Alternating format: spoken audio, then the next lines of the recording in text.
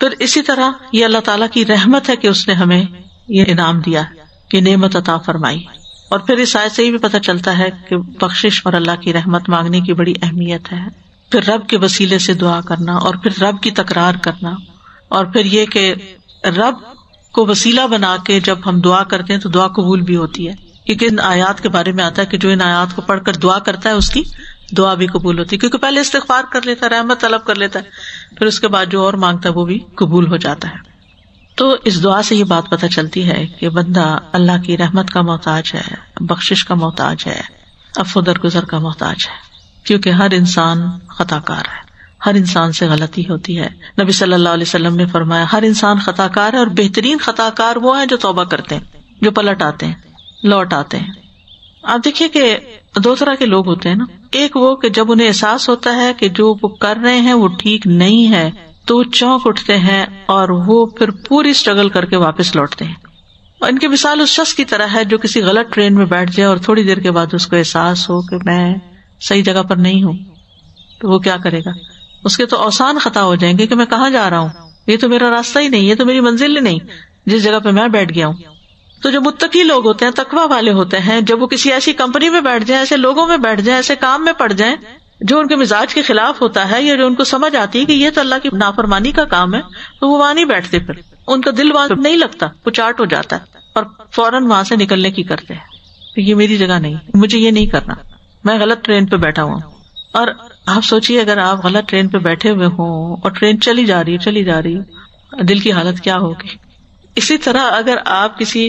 Wrong place پر ہیں job کے سلسلے میں، یا ویسے کسی ایسے انسان کے ساتھ شادی ہو گئی ہے یا کچھ کہ جو آپ کو ہر نیکی کے کام سے روکتا ہے، نہ وہ خود ایمان رکھتا ہے، نہ وہ خود کچھ کرتا ہے، نہ آپ کو کرنے دیتا ہے، تو آپ کوشش تو کریں گے کسی طرح نبھائیں، لیکن اگر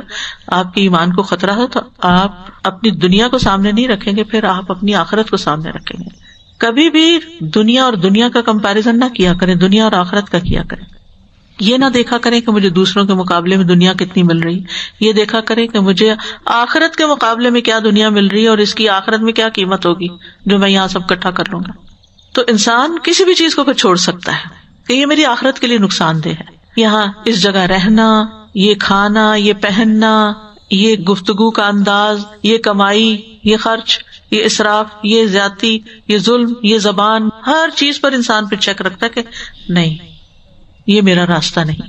یہ میری جگہ نہیں، یہ مجھے زیب نہیں دیتا، یہ مجھے سوٹ نہیں کرتا، مجھے اللہ کا بندہ بن کے رہنا ہے، مجھے اللہ کی اطاعت اور فرما برداری کرنا ہے، کیونکہ اسی میں میری آخرت کی سیفٹی ہے، اسی میں میری نجات ہے.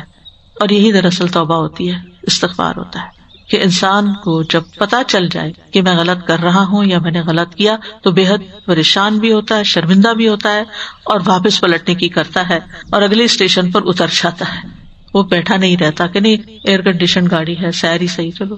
نہیں، واپس پلٹے گا. تو مومن وہ ہے جو غلطی کر کے پلٹ آئے، غصہ آ جائے تو معاف کر دے،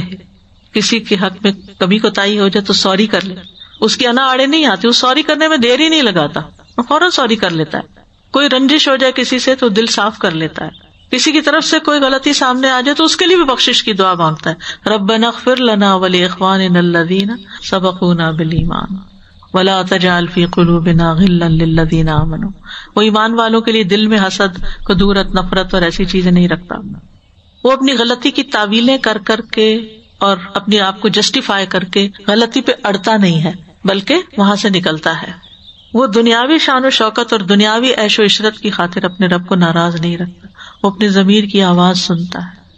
وہ سچائی کے راستے پہ چلتا ہے، وہ خیانت نہیں کرتا، کیونکہ اسے معلوم ہے کہ میرا رب سب جانتا ہے، کوئی جانے یا نہ جانے